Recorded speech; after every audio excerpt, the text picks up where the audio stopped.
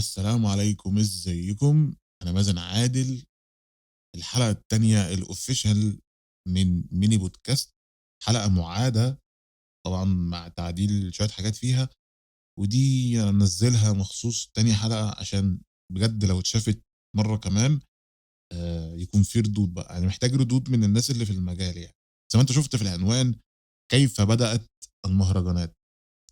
المهرجانات دي شيء أصلي في مصر، لدرجة إن دلوقتي أنت لو رُحت لGemini وقُلت له اعمل لي مهرجان، هيعمل لك مهرجان، مهرجان بجد نفس المزيكا ونفس كل حاجة.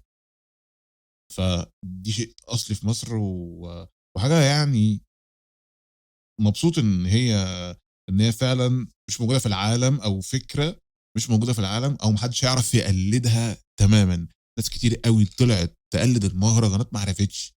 ودي ممكن نبقى نتكلم فيها، دي حاجة زيادة لسه جاية لي دلوقتي مش في الscript تمامًا يعني.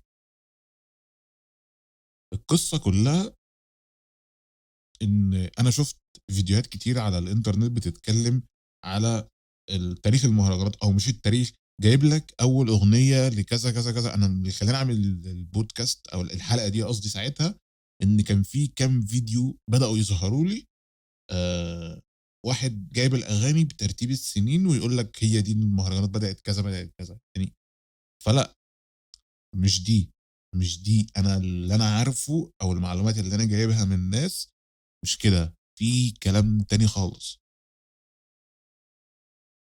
اللي حصل إن المهرجانات دي بيقولوا إن هي بدأت في 2004، ده على أقاويل الناس. وأول مهرجان اتعمل، وده فعلًا أول مهرجان اتعمل، اسمه مهرجان السلام.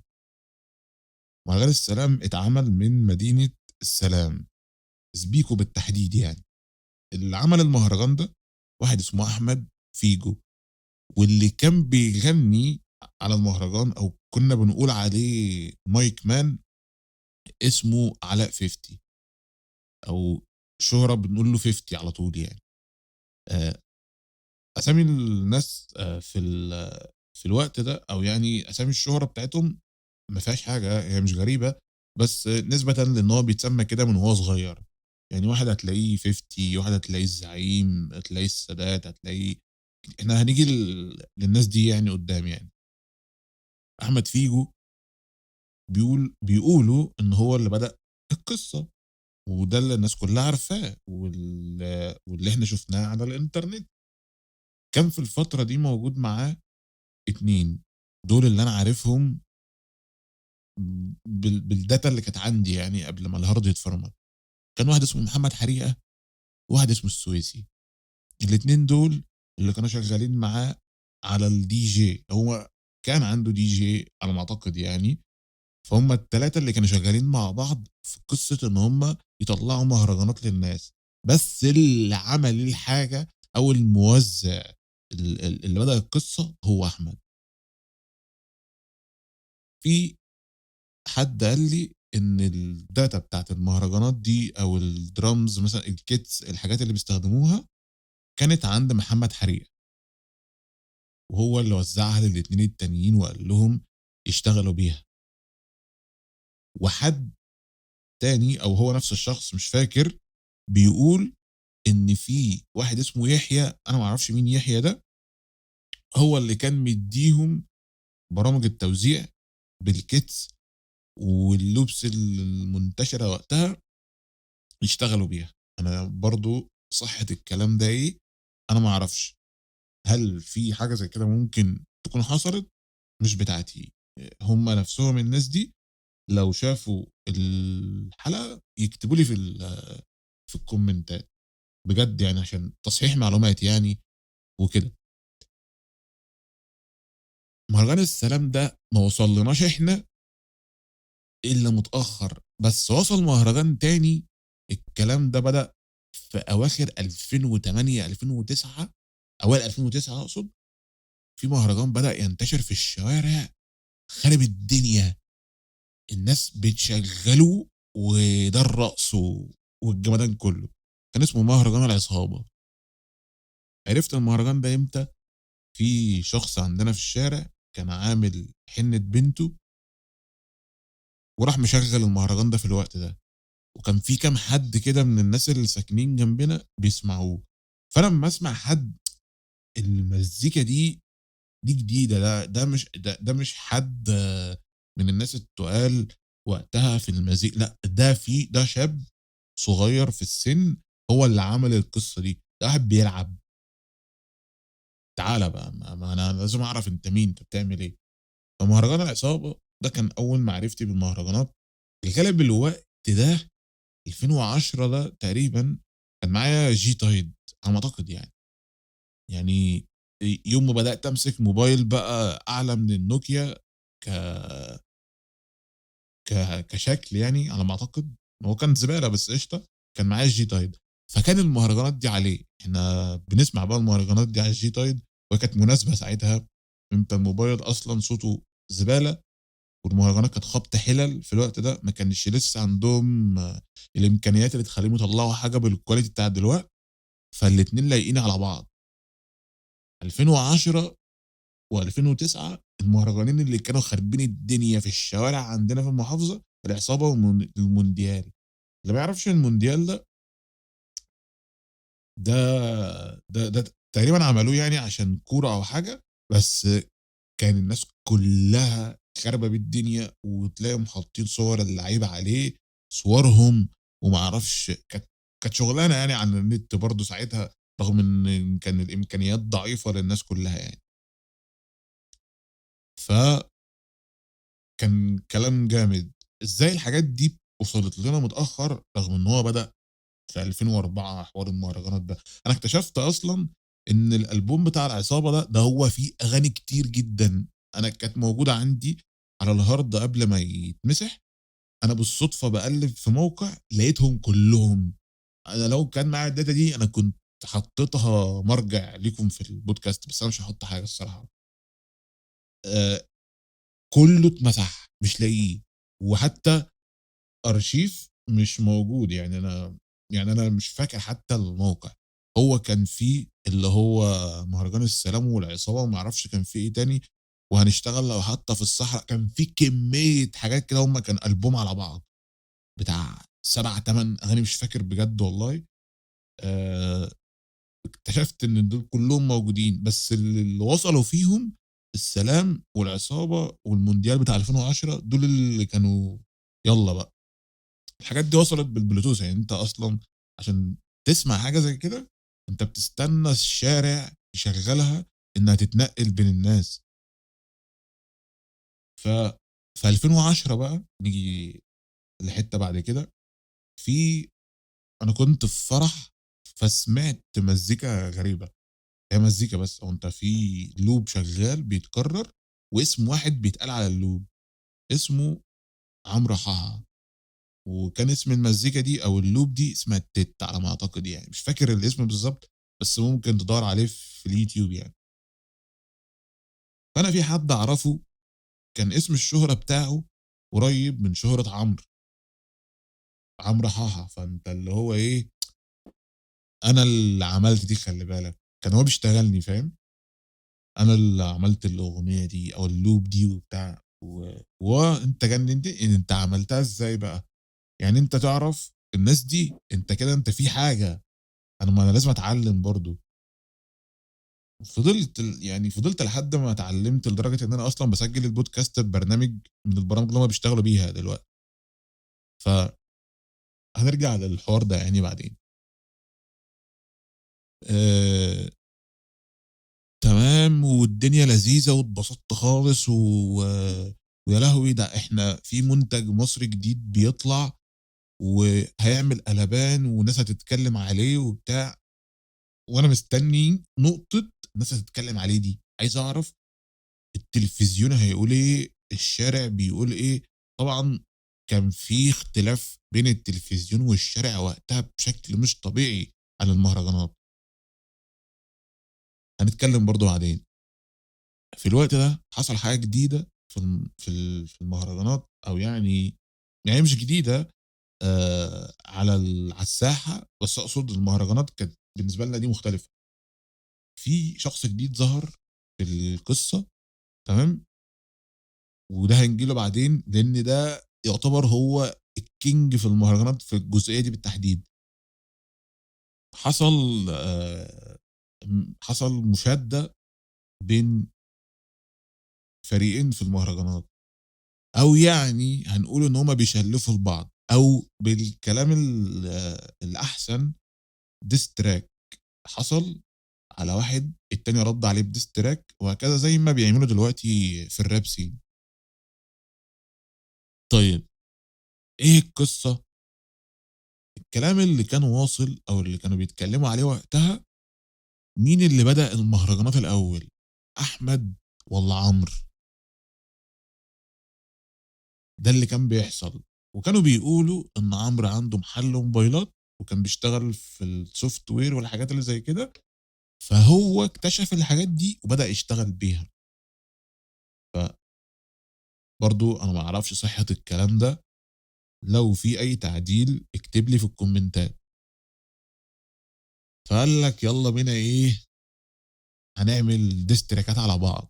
راح فيجو يالّا بينا نعمل ديستراك، هوبا راح منزّل الديستراك ده، والديستراك ده هو لحد النهارده هو شغال مستمر مع الناس، وهافهّمكم ليه مستمر مع الناس دي كمان شوية برضه. طيب خلاص مين اللي يغني في الdiss track؟ 50. يالّا بينا، هوبا، التاني هيسكت؟ لأ، راح رادد، بس شتم بقى، اللي هو بُص أنا معايا ناس هتقِل أدبها. مين هم الناس دي؟ 8%. مين هم برضه ال8%؟ أوكا وأورتيجا. ده بجد؟ أنت ممكن تخش تسمع. ويعني لو كان الحاجات دي موجودة في الوقت الحالي كان اتحبسوا، ده بجد يعني. فيجو يسكت؟ لأ، ما أصل أنت شتمت، ما أنا هاشتمك، هارُد عليك بشتيمة برضه. وفي الغالب الموضوع ما طوّلش، اللي هو إيه، ده لعب عيال يا عم وكده، فوقّفوا الليلة دي. باسيرش في يوتيوب وقتها، فلقيت فيديو لفيجو وعمرو حاحة جنب الكشك، هتلاقيه موجود برضه على اليوتيوب يعني ما اتمسحش. بيتكلموا بقى اللي هو أنا والمعلم وبتاع، وإن في بينهم خلافات وما أعرفش إيه، وما فيش أي حاجة يا جدعان، وعمّالين ياكلوا مندولين والدنيا في اللذيذ يعني. فاللي هو كل اللي اتقال إشاعات، أنا وحاحة إخوات وبتاع وشغالين كلام مع بعض وهزار وضحك وكده. في نفس الفترة دي كان في 2 تاني، تمام، بيتنقلوا هنا وهناك يعني. كان وِزّة مطرية، مش وِزّة بتاع دلوقتي، واحد اسمه وِزّة مطرية الراجل ده بطّل، وواحد اسمه شحتة كاريك، اللي هو أنتم عارفينه دلوقتي برضه. دول ما كمّلوش كتير مع الجبهتين ومشوا. مشوا راحوا فين بقى؟ راحوا لل8%. طيب في هنا وجه جديد ظهر، اللي هو السادات. السادات دخل انضم للجبهة بتاعة فيجو وحَحَح. يالّا بينا، أنا جيت لكم، أنا أصلًا كنت دانسر وبيعرف يعمل رقصات وبتاع وكان تقيل، يعني ادخل معاه في تحدي هيكسبك، هو كان جامد يعني. فيالّا بينا إيه، نطلع على المايك ونجرّب ومش عارف إيه. شكرًا. ده داخل يكتب، يعني يكتب اسمه في التاريخ حرفيًا. عملوا ألبوم في الوقت ده اسمه S50، أو بالعربي سادات و50. كان ألبوم جامد واسمه creative وبتاع وكده. حصل فيه diss track أو تلقيحة بقى، كان لسه الdiss track اللي هو الكبير، إحنا هنا ما وصلنالوش لسه يعني. كان بيلقّح على مين، أو اللي هو الdiss ده كان على مين يعني؟ كان على ال8%، اللي هو بُص، تعالَ بقى إيه، ننكش ونشوف الكلام على إيه. البداية كانت من عند فيجو وحاحة وبتاع، آآ وكان في معاهم ناس تانية انضمت، زيزو الجنتل، غاندي، طارق السفاح، واحد اسمه هيصة، و والجزء الكبير بتاع عين شمس، يعني الجزء عين شمس والسلام كلّهم يالّا بينا إحنا معاكم. لحد هنا تمام. جات لي بقى معلومات، عرفت إن في واحد بيتكلّم بيقول لك إن إحنا برضه من بداية المهرجانات وشهرة المهرجانات وإحنا من المؤسسين، وده اللي خلّاني إن أنا أنزّل الحلقة مرّة كمان، وبيقول لك إحنا الإستيفا وكذا، كذا، كذا، كذا. هو برضه أنا نِفْسي يشوف البتاع ده ويكتب ويصحّح ويكتب حاجات، لإن أنا باتكلّم فيه ده كُلّه ده بناءً على معلومات بتيجي لي وبحث موجود على النت. أنا ما كنتش مع الناس دي تمامًا، أنا بasearch باجيب معلومات قديمة وباحاول ألِف في مواقع مقفولة وباطلّع data وحاجات عشان أقدر إن أنا أكوّن صورة يعني. فهو الراجل ده كان بيقول إن إحنا تقريبًا عفاريت الاستيفا أو ما أعرفش كانوا بيسمّوا نَفْسهم إيه، دول من البدايات. أنا أشهد إن الراجل ده من البدايات فعلًا، بس ما أعرفش إن هو من بدري أوي كده يعني. الdiss track ال اللي نزل بقى بعد المهرجان اللي هو اتعمل اللي هو اللي كانوا بينكشوا فيه، تمام، ده كان خارب الدنيا في الساحة، في الشارع. هاقول لكم عليه دلوقتي، بس المهرجان اللي كانوا بينكشوا فيه هو النسخة الأحدث من المهرجان اللي فيجو كان بينكش فيه حاحة في الأول، اللي أنا قُلت ده مستمر معانا لحد دلوقتي، لحد دلوقتي اللي أنا باسجّل فيه ده هو بيتطوّر. يعني هو بدأ من عند فيجو، بعد كده فيجو وحاحة مع بعض بقى وشغّال مستمر، أي حد عايز يعمل أي حاجة هو هنستخدم نفس الtempo بالمزيكا وبتاع.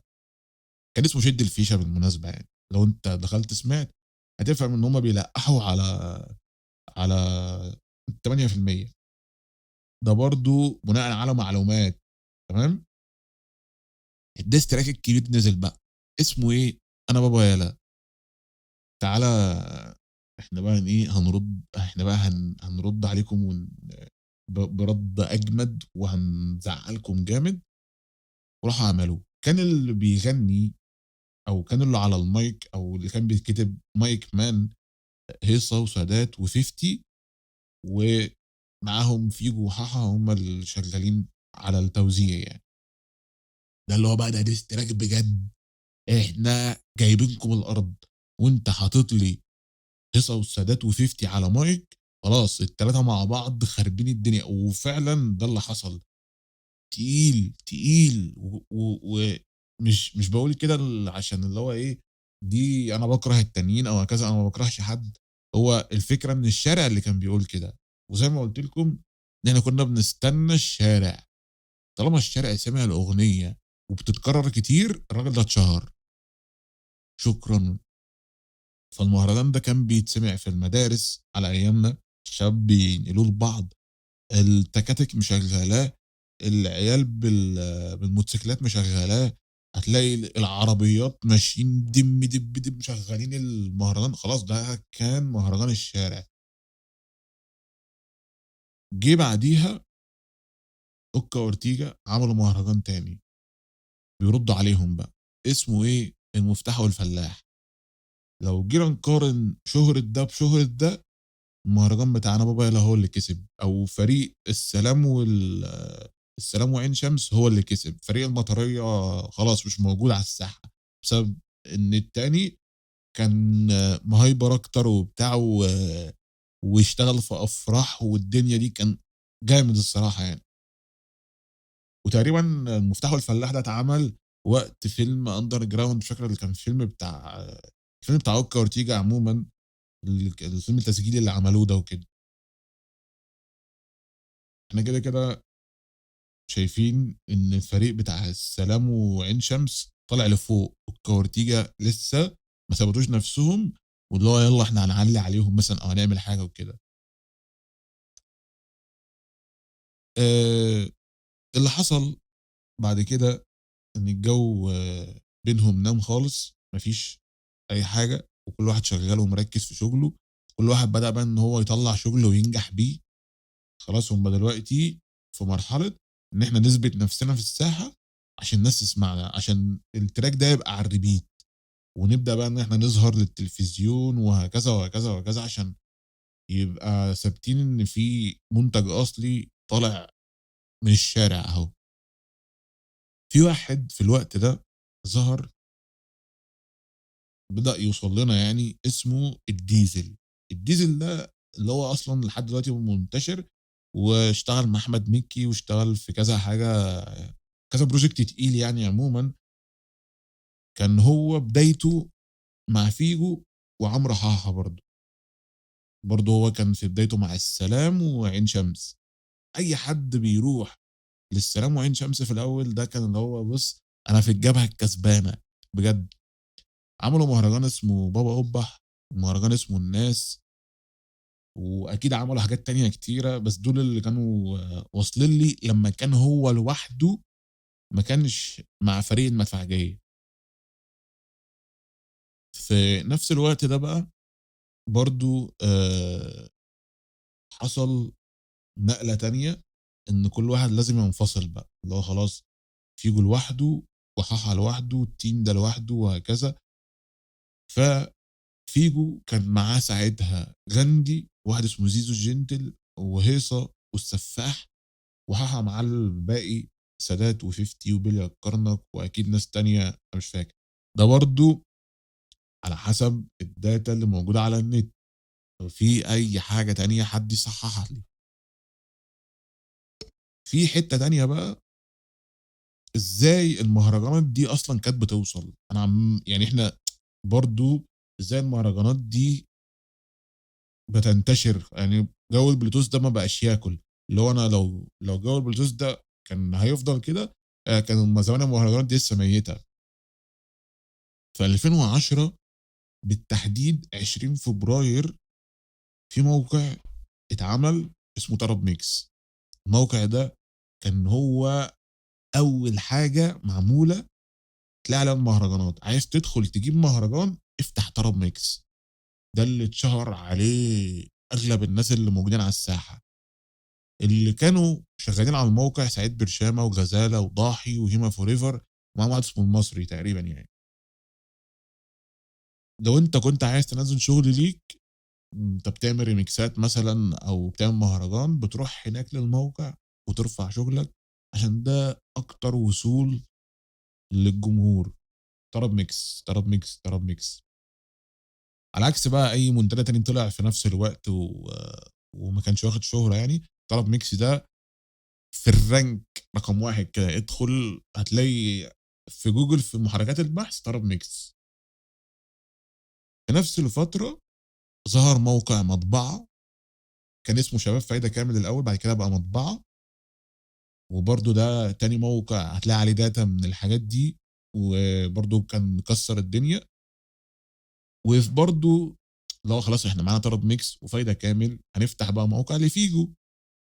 فتح شوية وما كمّلش. يعني اللي هو إحنا ده موقع لعشاق أحمد فيجو، ما أعرفش ما كمّلش ساعتها، وقف. فتح بعدها بفترة تاني بقى بعد الخلافات والمواقع والشغل ده كلّه، وقفل من فترة يعني برضه بسبب خلافات وحاجات زي كده. هو فيجو نفسه اللي كتب لي comment وقال لي: "لأ، ده بسبب خلافات بينه وبين كان ماسك له الموقع، والموضوع خلص يعني." وكده، كده أصلًا ما كانش هيبقى ليه لازمة إن هو يستمر. خلاص م عصر المنتديات انتهى بالنسبة للإنترنت تقريبًا، أو خلاص مش لاقيين حاجة يقدموها. مع إن والله بجد كانت أحسن فترة، فترة المنتديات دي. ممكن نبقى نتكلم عليها بعدين يعني. في بقى خلاف حصل على المنتديات، وأنا جِبت صور من المنتديات ساعتها. أنا قعدت ألِف لحد ما أوصل للوقت اللي كانوا حاطين فيه في البانر فوق، أو حاطين فيه في البانلات اللي فوق يعني ال القصة. مكتوب فوق: ممنوع رفع شغل الفيجو، وبعديها شالوها وكتبوا مكانها ممنوع دخول الشنيبة. دي بجد متوثقة، يعني أنا معايا صور ليها على جهازي. أنا لو دَوّرت عليها هاضيفها لكم. بس أنا عشان باعيد تسجيل الحلقة من جديد، فأنا مش فاكر مكان الحاجة نهائي، بس هي موجودة. ممنوع رفع شغل الفيجو، بعد كده ممنوع دخول الشنيبة. ده تقريبًا اللي خلّى فيجو يفتح موقع ليه تاني، أو منتدى تاني ليه يعني. آآ كانت مرمية عليه الحوار بتاع الشنيبة والكلام ده. هنا بقى كان ساعتها عنده خلاف مع عمرو حاحة على ما أعتقد يعني، والمدفعجية وأي حد، يعني أنت تقريبًا أي حد في المهرجانات ما اشتغلش معاه في الوقت ده، غير بقى اللي أنا قُلت عليهم من شوية اللي هو غاندي وزيزو وهيصة والسفاح، اللي قعدوا معاه حبّة حلوين يعني، وكان معاه ناس تانية برضه ناموسة ومش فاكر مين، ناس كتير يعني كانوا شغالين معاه، بس التانيين الفرق التانية التقيلة ما اشتغلوش معاه حبّة حلوين يعني. بس ده اللي حصل، وبدأ بقى إن ساعتها المدفعجية تطلع، والشارع كلّه بيسمع المدفعجية دلوقتي، يعني أنت لو جيت تقارن شهرة المدفعجية بالفرق التانية، هم اللي كانوا أعلى في الوقت ده جدًا يعني، وده على حسب السماعات برضه والناس اللي كانت بتشغّل الحاجات، تلاقي مهرجان المدفعية اشتغل كلّه بيرقص وضرب ورزع وحاجات من كده يعني. طرب ميكس كانوا خاربين الدنيا برضه في حوار رفع الحاجات ده، كان شغل تقيل بجد، بجد يعني، وفعلًا أنت عايز تبقى مشهور هو طرب ميكس، تروح لطرب ميكس، عايز بقى تبقى مشهور أكتر يروح واحد مثبّت الموضوع بتاعك في المجلة، كان في بتبقى حاجة كده مجلة، المجلة دي اللي هي دلوقتي أكنّك فاتح WordPress بتشوف المقالات، هي بقى المجلة دي بيبقوا عاملين صفحة كده خارجية فيها مثلًا تحميل برنامج 1، 2، 3 البرنامج ده نزل منه نسخة جديدة وهُم وصلوا للنسخة دي، فبيحطوها في المجلة، تيجي تدوس يدخّلك على المنتدى من جوّه بالموضوع اللي مكتوب فيه تحميل برنامج كذا، كذا، كذا، أو مهرجان كذا، كذا، كذا، وكده يعني. فكان موضوع جامد بصراحة، أنا نفسي بجد، بجد الإنترنت يختفي ويرجع من جديد ونبدأ بقى من عصر المنتديات من تاني، أنا نفسي عصر المنتديات ده يرجع، أنا نفسي أعرف هُم ليه لغوا كل القصة دي، يعني ليه تكتب مثلًا tarabmix.com/vb ما فيش بقى، ما فيش الحاجات دي، الdata اللي كانت موجودة كلّها، الdomain اللي كان مش عارف إيه، كل الحاجات دي راحت، أنت دلوقتي مفتقد جزء كبير من الإنترنت المصري، راح بجد، والّا كان المنتديات بتاعة ياهو كلّها الDev ومش حاجات كتيرة بجد أنا متضايق إن الحاجات دي راحت. في 2012 ظهر فريق جديد وقال لك أنا هاغيّر من شكل المهرجان، هاعمله بأسلوب اسكندراني، وصاحب الفريق ده اسمه فيلو، يالّا بقى، يالّا بينا بقى نعمل حاجة مختلفة، معانا لُبس جديدة، شكل التوزيع هاعدّل فيه شوية، وهتسمعني يعني هتسمعني، هتحبّني يعني هو كده، هي جاية كده، وبالفعل يالّا إحنا اللي ماسكين الساحة الإسكندرانية، وبنعمل الحاجات دي، وضربت بقى. ده كده أنت لازم يكون عندك folder مخصوص للأغاني الإسكندراني بتاعة فيلو ويالّا بقى دي اللي مكسّرة الدنيا. وبالفعل والله اشتغلت حبّة كتار وبتتطوّر لحد ما وصلت لأوحش نسخة ليها اللي إحنا بنسمعها دلوقتي يعني، ولكن مش مشكلة، كل ده مش مشكلة. المهم أنا كنت في الوقت ده ما باحبش أسمع النوع ده، أنا عايز أسمع التوزيع القهراوي، اللي هو فريق القاهرة، عايز أسمع التوزيع بتاعهم أوي، ما أعرفش ليه، بس يعني قشطة تمام، ما هو كده، كده الاتنين ناجحين، الاتنين حلوين، بس أنا كنت باحب ساعتها الشغل بتاع القاهرة الصراحة يعني، اللي هو بتاع عمرو حاحة، وفيجو السادات، أوكا، أورتيجا، وهكذا. المهرجان في الوقت ده أو الساحة موجود فيها موزعين فيجو وحاحة وأوكا وديزل وفيلو، دول الموزعين اللي خدوا الشهرة وما وقعوش، في كتير كان موجود، كان في سردينة، ما اعرفش كان في مين، كان في ناس كتيرة أنا ما اسمعش عنهم خالص يعني، اللي كانوا مشهورين دول، اللي هو أنت تدخل عشان تستنى المهرجان بتاعهم في السوق، أنت فاهم إزاي؟ كلّهم بينافسوا على مين يبقى الأحسن و وبيتسمع في العربيات وفي الموتوسيكلات وفي كل حتّة. هنا بقى لو جينا نعمل إحصائية هنشوف لو هنرتّبهم مين اللي كان أشهر بالنسبة لي أنا أو اللي أنا كنت باشوفه، عمرو حاحة وفيلو وأوكا. فيجو كان وقع شوية ليه؟ الله أعلم، هل اتظلم بسبب إن الحاجات بتاعته مش منتشرة، الكلمات، التوزيع، ما أعرفش، الله أعلم، بس كان بيتسمع برضه، يعني أنا نفسي كنت باسمعه عادي، باسمع الشغل بتاعه في الوقت ده. ف يالّا بينا نخش على مرحلة جديدة من مراحل المهرجانات. وإيه هي المرحلة الجديدة؟ مرحلة بقى اللي دخل لنا ناس في العالم ده هتعمل مهرجان كل سنة في عيد ميلاد الويب سايت تخرب الدنيا. يالّا بقى إحنا جايين. مين هم؟ الفريق بتاع مطبعة. مين برضه الفريق بتاع مطبعة؟ محمود العُمدة والسويسي وكام حد معاهم كده، مش فاكر الأسامي بصراحة يعني، بس كانوا عاملين شغل جامد. أنت الأغنية تنزل من هنا الناس بتسمعها، ولحد النهارده أنت لو جيت شغّلت اللحن لوحده هتلاقي ناس بتغني، ودي تجربة حصلت. أنا اللحن اشتغل لقيت واحد بيغني الأغنية بتاعتهم على طول يعني، ويالّا بينا بقى ده إحنا إيه، الذكريات والنوستالجيا وما أعرفش إيه وبتاع وكده. هل الساحة فضلت مستمرة كده وهادية؟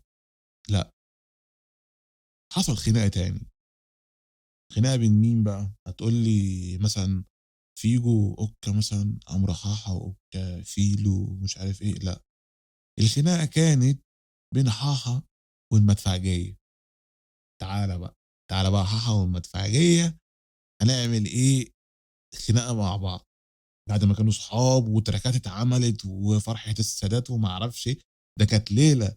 السادات طلع على المسرح ماشي، لو جيت شُفت الفيديو ده السادات كان بيغني على المايك وكنكة قدّامه، صوت سادات اللي كان مسموع. شكرًا، يالّا بقى إحنا مكسّرين الدنيا. اتخانقوا معاه تقريبًا أو حاجة، قالوا له اللي هو إيه، اركن شوية بس بالله عليك عشان بس ما تبقاش خناقة والفرح يبوظ أو الحنة تبوظ وبتاع. نزل الرقص مع الناس تحت، الناس مش مهتمية باللي فوق. يالّا إحنا مع سادات دلوقتي. سادات ده متصوّر له بيقول لك الناس اللي كانت جاية لفرح سادات، تمام، السلام كلّها كانت مقفولة، من أول الstage لحد آخر السلام في ناس، الناس دي جاية للسادات من محافظاته، كلّه جاي أنت ادخل search وبُص في يوتيوب هتلاقي الكلام ده متوثّق. إنه كان صيته عالي أوي، هو معروف برنس، أنت ده جاي فاتح فاتح مايك، خلاص شكرًا، هيحُط على أي حد. وهنا بالفعل ده اللي حصل. إيه بقى اللي حصل بالضبط؟ حصل خناقة بينهم، أنا ما أعرفش تفاصيل الخناقة، بس المهم إن الاتنين طلعوا فريق كامل 4 أشخاص ضد واحد وموزّع موسيقي. آآ تخيّل مين اللي كسب، الواحد والموزّع الموسيقي. عملوا مهرجانين قدّام بعض، أو يعني دول اللي منتشرين، ما أعرفش هل في حاجة تانية والّا لأ.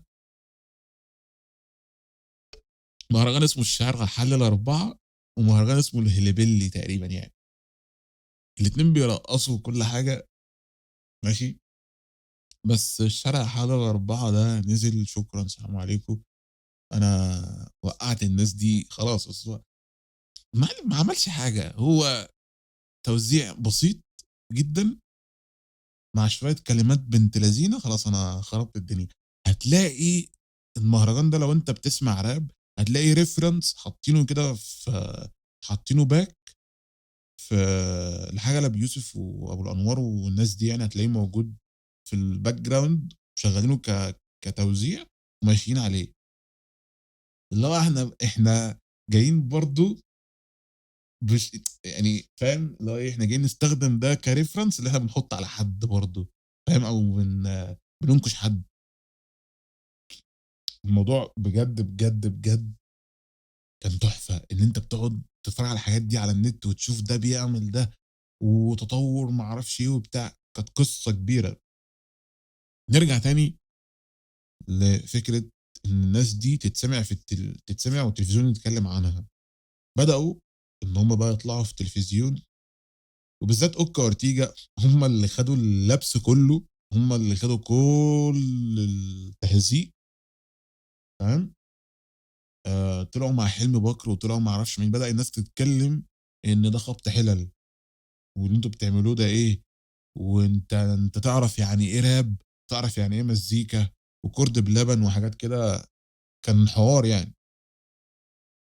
وكانوا بينتقدوهم جدًا، وإن أنتم ما بتعرفوش تعملوا حاجة، وإن الحاجات دي هتموت، و وقصة كان ناس كتير أوي من الناس اللي كانت بتغني شعبي مش مهرجان، وناس كتير أوي من اللي هي بتتكلم بتتكلم وتنتقد وتنقد موزعين وحاجات زي كده، تمام. شغالين شغالين بقى يالّا ده إيه الوِحِش ده، ده إيه مش عارف إيه وحاجات كده.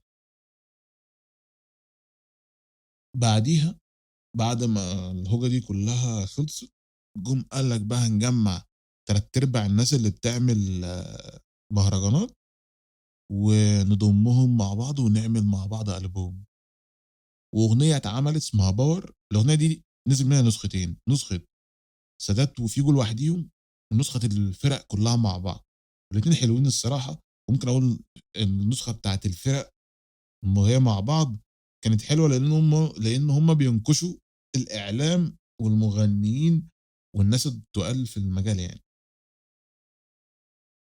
جابوا في الأول آآ أجزاء كده من اللقاءات والحاجات اللي كانت بتتقال، وبعد كده راحوا بدأوا يغنوا. عايز أقول لك إن كل الناس اللي كانت بتنتقدهم بيشتغلوا معاهم دلوقتي عادي جدًا، يالّا بينا، أشتغل معاك كموزع موسيقي، أشتغل معاك أعمل معاك track وهكذا. اللي هو يا اسطى مش أنت كنت بتقول عليّا في الأول إن ده خبط حِلَل ودي شتايم وقلة أدب وما أعرفش إيه، اشمعنى دلوقتي بتشتغل معايا؟ ليه؟